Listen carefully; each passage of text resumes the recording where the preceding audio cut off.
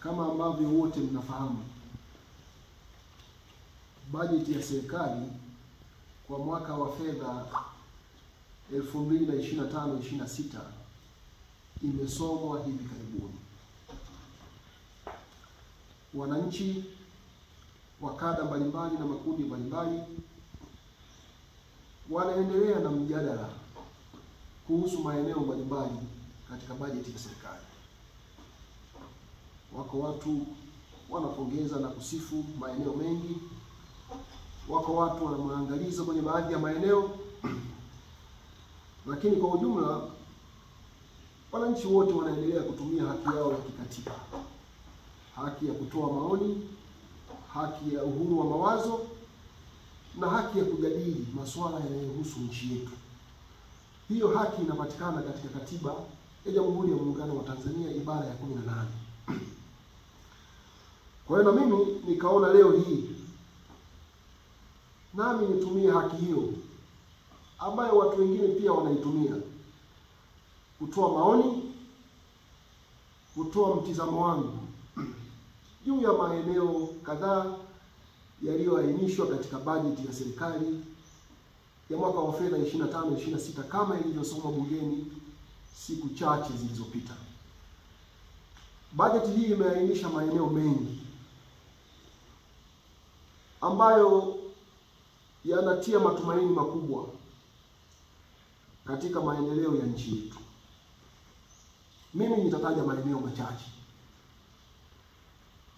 ambayo yameainishwa kama sehemu ya kipaumbele katika bajeti ya serikali kwa mwaka huu wa fedha 25/26.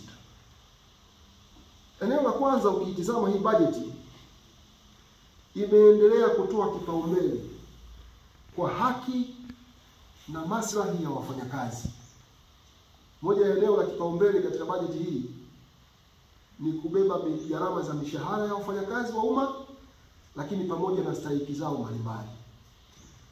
Serikali hii tangu imeingia madarakani imethibitisha si tu kwa maneno bali pia kwa vitendo kwamba inajali, inaheshimu na kuthamini haki za wafanyakazi.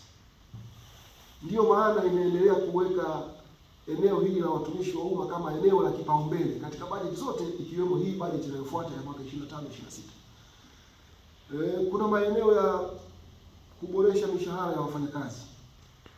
Kama mnaofahamu, Mheshimiwa Rais alitoa tangazo tena akiwa hapa Singida katika sherehe za Mei Mosi kitaifa kwamba anakwenda kuongeza mishahara ya wafanyakazi. Jambo hili pia ukienda kwenye bajeti unaona limeangaziwa vizuri kwenye bajeti ya serikali. Kwa hiyo kile kilichosemwa si tu maneno, kumbe kinakwenda kutekelezwa kwa vitendo. Lakini kuna eneo la kupandisha madaraja, kupandisha vyeo watumishi wa serikali. Nikiangalia katika kipindi tu cha miaka hii minne, watumishi zaidi ya 476 wamepata nafasi ya kupandishwa cheo kufikia ngazi mbalimbali. Kwa hiyo kwa kasi inayoendelea hivi sasa ya kupandisha vyeo watumishi wa umma, maana yake huyu Rais Samia Suluhu Hassan, Mungu akimjalia miaka 5 mingine, watumishi wengi wa umma watakuwa wamemaliza vyeo ambavyo vipo ndani ya muundo wa utumishi wa umma katika kada zao, kwa sababu kila mtu anapotimiza vigezo anapanda cheo. Lakini pia eneo la posho, watumishi wa umma wameongezewa posho kwa kila ngazi, iwe ni posho ya kujikimu, iwe ni posho ya kazi za ziada na posho nyingine nyingi, watumishi wa umma nao wanaongezewa. Kwa hiyo kwa kifupi tu niseme kwa kweli, mama amewatendea haki watumishi wa umma. Mama amewafuta machozi watumishi wa umma. Wale waliokuwa wameanza kukata tamaa, waliokuwa wameanza kunyong'onyea, sasa matumaini yamerejea kwamba nitapanda cheo kwa wakati, nitapanda cheo kwa vigezo, na sintaambiwa kwamba sijui bajeti hakuna. Fedha zimetengwa kwenye bajeti kuhakikisha kwamba watu wote wenye sifa wanaendelea kupanda cheo. Kwa hiyo ni eneo muhimu sana, kwa sababu watumishi wa umma ni kundi muhimu ambao linasaidia sana kuchochea uchumi kwenye soko. Watumishi wa umma wakipata fedha, hawa ndio huwa wanakwenda kununua huduma na bidhaa kule mtaani. Kwa hiyo ni kundi muhimu sana linalosaidia kupeleka fedha mtaani. Ukiwekeza kwa watumishi wa umma, una hakika kwenye mzunguko wa fedha, uchumi na biashara unachangamka. Kwa hiyo hili ni eneo ambalo kwa kweli limepewa kipaumbele ambacho kinastahili. Lakini eneo la pili ambalo pia ni sehemu ya bajeti hii ni kuendelea kulipa madeni ya serikali. Wako watu wengi na kumekuwa na mjadala mkubwa kuhusu deni la taifa. Na hapa naomba niseme kidogo kwa utulivu. Deni la taifa kama ambavyo limesomwa na serikali limefikia trilioni 107.70. Wako watu wanajadili kuhusu deni la taifa. Wanasema deni limekuwa. Lakini mimi nafahamu na inafahamika duniani kote kwamba mikopo ni moja ya njia inayotumika kufanikisha shughuli za maendeleo pamoja na miradi mbalimbali ya kiuchumi, kuanzia kwa mtu mmoja mmoja hadi kwa mataifa mbalimbali duniani. Hii inafanyika duniani kote. Duniani kote nchi zinakopa kwa ajili ya kufanikisha miradi ya kiuchumi, kwa ajili ya kufanikisha maendeleo mbalimbali. Kwa hiyo hili ni jambo ambalo dunia nzima linafanyika. Kitu muhimu kwenye mkopo, mnakopa kwa masharti gani na mnakwenda kutumia kufanya nini? Sasa nikisikiliza kwenye mjadala unaoendelea kuhusu deni la taifa, sijasikia watu wakilalamika kuhusu labda tumekopa kwa masharti yasiyofaa au labda mikopo iliyokopwa imetumika vibaya. Kwa hiyo kama hakuna mtu anahoja kuhusu masharti ya mikopo, lakini na namna ambavyo fedha za mikopo zinatumika, mkopo haujawahi kuwa na shida yoyote, haujawahi kuwa kitu kibaya. Ndio maana hata sisi ambao tunajadili kuhusu deni la taifa, hata sisi pia tuna mikopo. Unakopa, unajenga nyumba, unaanza kuishi, halafu unaendelea kulipa taratibu. Unakopa, unanunua usafiri, unaendelea kufanya maisha, unakopa, unawekeza kwenye biashara. Kwa hiyo kwa maana ya kukopa, mimi sioni shida yoyote kwenye kukopa, kama tu tumekopa kwa masharti mazuri na tumetumia kwa malengo yaliyokusudiwa. Hivi kama tukikopa tukajenga reli ya kisasa ya SGR, sio? Watu badala ya kutumia masaa 9 kutoka Dar es Salaam mpaka Dodoma wakatumia masaa 3. Leo tangu ile SGR imeanza imeshasafirisha zaidi ya watu milioni 2. Zimeshakusanya fedha zaidi ya bilioni 60 kutokana na uwekezaji uliofanywa kwenye SGR. Sasa mtu akisema kukopa kubaya, pengine sasa atakuwa hayafahamu namna gani ambavyo mkopo huu umeweza kusaidia kuchochea kasi za shughuli za kiuchumi pamoja na shughuli za kibiashara. Kwa hiyo mikopo, mimi mwito wangu kwa serikali, kwanza tuendelee kuhakikisha kwamba tunakopa kwa masharti yasiyoumiza nchi yetu. Lakini pili, tuhakikishe nidhamu na uadilifu katika kusimamia fedha tunazokopa ili zikalete matunda yanayokusudiwa. Kama mtu umekopa na unaona kuna kitu kimefanyika, kwa kweli unalipa ukiwa na furaha. Unalipa ukiwa na hamasa ya kulipa, kwa sababu matunda ya kukopa unayaona. Wameifanya kazi hiyo, na wito wangu ni kwamba waendelee kuhakikisha kwamba tunakopa kwa masharti nafuu, lakini tunasimamia vizuri matumizi ya fedha tunazokopa, ili sasa tuwe tunaona matokeo yake kama tunavyoona hivi sasa kwenye uwekezaji ambao unafanyika kutokana na mikopo mbalimbali. Lakini kwenye ile mikopo, mimi nimejaribu kufanya ulinganifu wa uwiano kati ya pato la taifa na deni la serikali kwa nchi zote za Afrika ya Mashariki. Nikianza na nchi, kuna Kenya, Uganda, Rwanda, Burundi na Tanzania. Katika uwiano tathmini niliyofanya, nimekuta Tanzania ndio ina deni dogo, ndio uwiano kati ya pato la taifa na deni la serikali ndio liko chini kuliko nchi zote za Afrika ya Mashariki. Ukomo ambao ni wa afya kwenye mikopo hii kwa vigezo mbalimbali ni 55%. Sisi deni letu bado lipo kwenye 40%. Around inacheza hapo 40%. Wenzetu wamefikia 70%. Wako wenzetu wamefikia 60% na kitu. Wako wenzetu wako kwenye 50 na zaidi.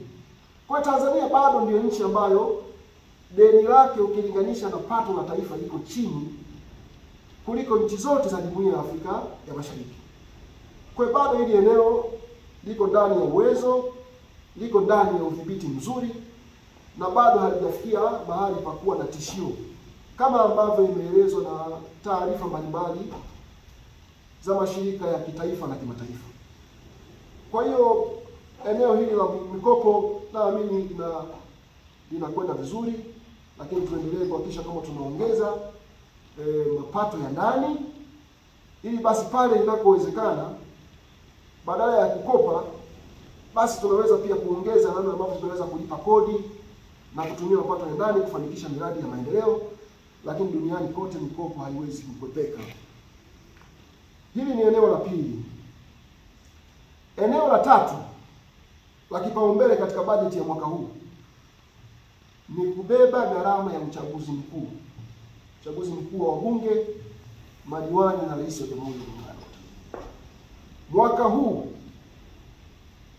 fedha zote zitakazohitajika kugharamia uchaguzi zitabebwa na bajeti ya serikali ya Tanzania. Tutaendesha uchaguzi wetu kwa fedha zetu wenyewe. Hili ni jambo kubwa sana kwa taifa. Uchaguzi ni jambo la uhuru wetu, ni jambo la uzalendo wetu, ni jambo la utaifa wetu. Kwa hiyo ni heshima kubwa kama tunaweza kuugharamia wenyewe, ukafanyika kwa kadri ya viwango na vigezo ambavyo vimewekwa na katiba pamoja na sheria za nchi yetu. Ni jambo la fedheha sana kama hata kufanya uchaguzi itabidi mfadhiliwe na watu wengine, na watu wengine wakiwafadhili wanaweza wakaingiza na interest zao za kuamua nani wawe viongozi, kwa sababu wao ndio wanaogharamia uchaguzi. Kwa hiyo kwa sisi kuweza kuwa na uwezo wa kubeba gharama za uchaguzi wetu ni jambo kubwa sana linalolinda uhuru wetu, ni jambo kubwa sana linalolinda utaifa wetu, ni jambo kubwa linalolinda uzalendo wetu. Kwa hiyo wito wangu tuhakikishe kama mwaka huu tunafanya uchaguzi utakaokidhi vigezo vya uchaguzi huru na haki. Kuanzia kwenye michakato ndani ya vyama na mchakato wa uchaguzi wenyewe. Tufanye kampeni za kistaarabu, kampeni zinazojikita kwenye kujenga hoja zinazohusu masuala ya wananchi, badala ya kampeni za matusi, kampeni za kashfa na kampeni za vitisho. Tuendeni tukafanye uchaguzi utakaokidhi vigezo vya kitaifa na kimataifa, kuwa uchaguzi unaozingatia vigezo vya kuwa uchaguzi huru na wa haki. Lakini pia tujiepushe na vitendo vya rushwa katika uchaguzi. Wako watu, mtu hana sifa yoyote zaidi ya kwamba tu ana fedha za kununua watu, anatafuta uongozi. Lazima tutumie fursa ya uchaguzi mkuu wa mwaka huu kudhibiti vitendo vya aina hiyo. Lakini pia tuendelee kulinda misingi ya utaifa wetu, umoja wetu, uzalendo wetu. Wako wanasiasa wakikosa ajenda ya kushawishi watu wachaguliwe, wataanza kugawa watu kwa misingi ya dini, wataanza kugawa watu kwa misingi ya kikabila. Si kwa sababu wakisha wagawa wananchi watanufaika. Atanufaika yeye na familia yake, na wao hawajali chochote zaidi ya maslahi yao na familia zao. Sasa lazima tuwe makini kupitia uchaguzi wa mwaka huu ambao utagharamiwa kwa fedha za serikali ya Tanzania, kwa maana ya kodi zetu. Tufanye uchaguzi ambao kila mmoja atafurahia kwamba ni uchaguzi wa haki, uchaguzi wa uhuru na uchaguzi wa amani. Kwa hiyo ni eneo la tatu. Eneo la nne ambalo limeainishwa kwenye bajeti yetu ni eneo la kukuza na kujenga uchumi jumuishi, kujenga uchumi wa kuongeza thamani ya mazao ya kilimo na mifugo. Unajua, katika nchi nyingi duniani, namna nzuri ya kuondoa umaskini, kukuza uchumi kwa namna inayoondoa umaskini, ni kuwekeza katika sekta ambazo zinajumuisha watu wengi. Ili sasa zile sekta zinapokuwa vizuri, zinaendelea kukua na watu wengi, kuliko kuwekeza kwenye sekta ambazo zinajumuisha watu wachache. Sasa miongoni mwa sekta zinazojumuisha watu wengi katika nchi yetu ni sekta ya kilimo. Ndiyo maana serikali sasa kupitia bajeti ya mwaka ujao wa fedha imeweka mkazo zaidi kwenda kuwekeza kwenye kilimo, pamoja kutengeneza mazingira ya uwekezaji katika viwanda vya kuongeza thamani ya mazao ya kilimo na mifugo.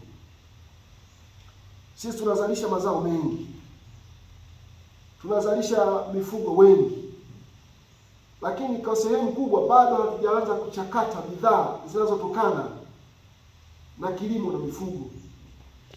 Tunafanya kwa kiasi fulani, lakini bado tunahitaji kuwekeza zaidi, ili sasa kutengeneza fursa zaidi za watu kupata kazi. Kama kuna mahali wanazalishwa ng'ombe, maana yake badala ya kusafirisha ng'ombe wazima, tunakwenda vikajengwa viwanda vya kuongeza thamani, vya kuhakikisha nyama ya ng'ombe inatengenezwa, inafungashwa. Lakini kama kuna kuku, kama kuna alizeti kwa mfano, badala ya kusafirisha alizeti nzima au mafuta ambayo tu yamekamuliwa tu bila kusafishwa, na kwa hiyo uchumi unaokwenda kujengwa unataka kuwekeza kwenye kuongeza thamani ya mazao ya kilimo na mazao ya mifugo. Na hapa nitoe ushauri wangu katika eneo la viwanda. Viwanda vidogo vidogo, viwanda vya kati na viwanda vikubwa. Katika maisha yangu nimepata bahati ya kutembea nchi kadhaa duniani, nchi ambazo zimepiga hatua kubwa katika maendeleo ya viwanda. Mojawapo ni nchi ya India. Wanajaribu kuuliza kule, hivi jamani, nyie mlifanyaje mkawa na viwanda vingi kiasi hiki?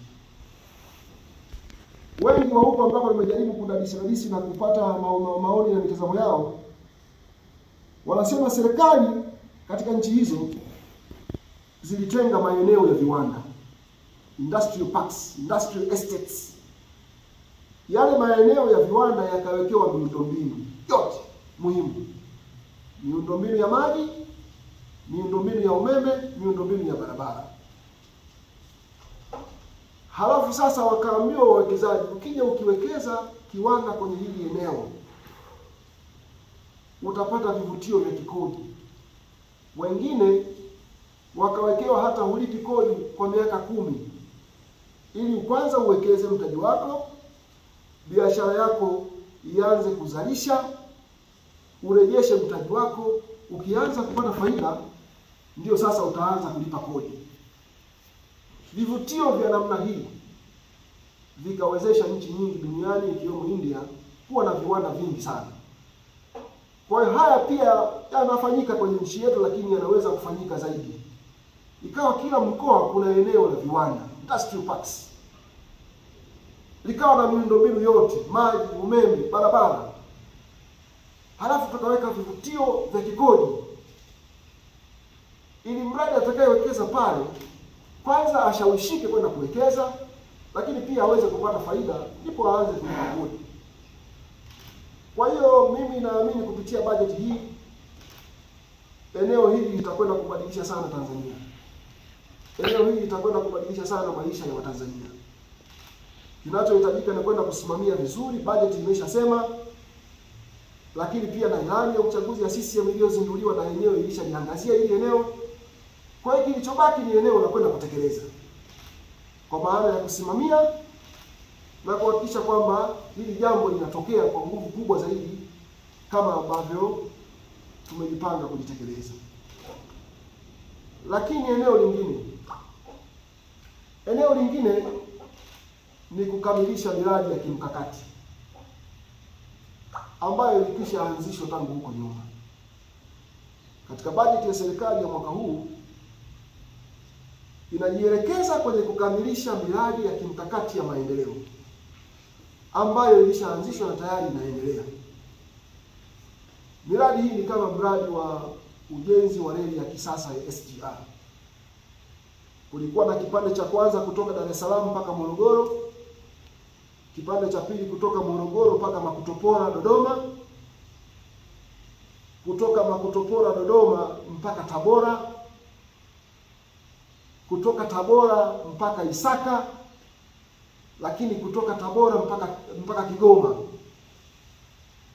Maeneo yote haya yanakwenda kukamilika kwa ujenzi wa reli ya kisasa ya SGR.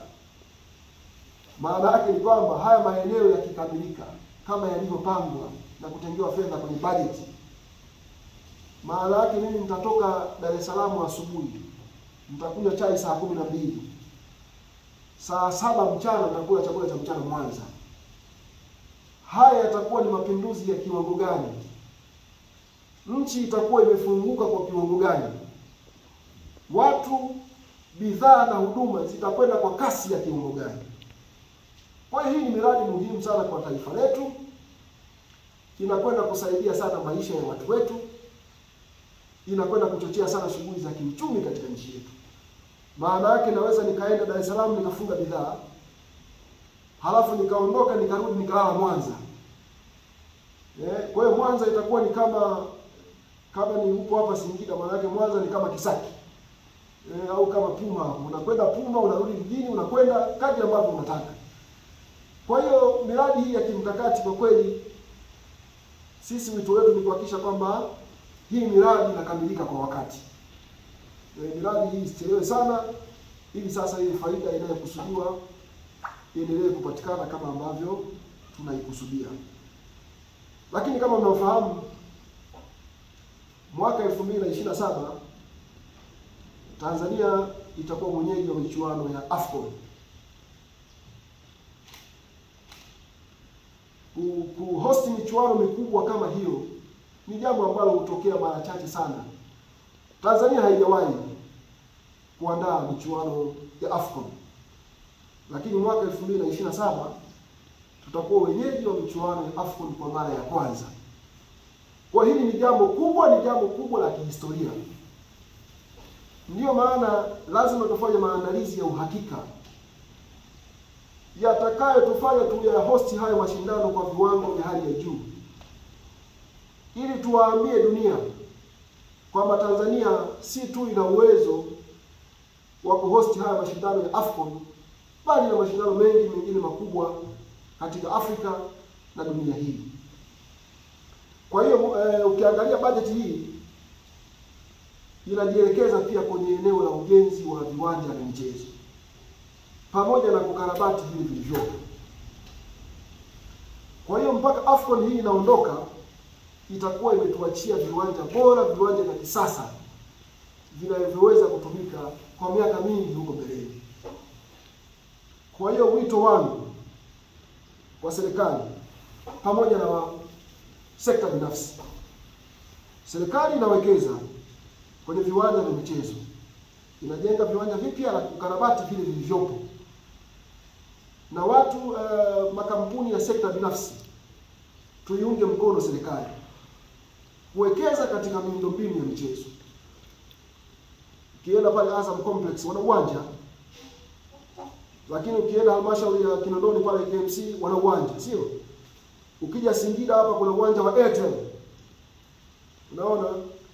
Sasa lazima tushirikiane na serikali kuwekeza kwenye viwanja vya michezo ili tuwe na uwezo mzuri zaidi wa kuendesha michezo, lakini na kuvutia mashindano mengi zaidi kuja kufanyika Tanzania.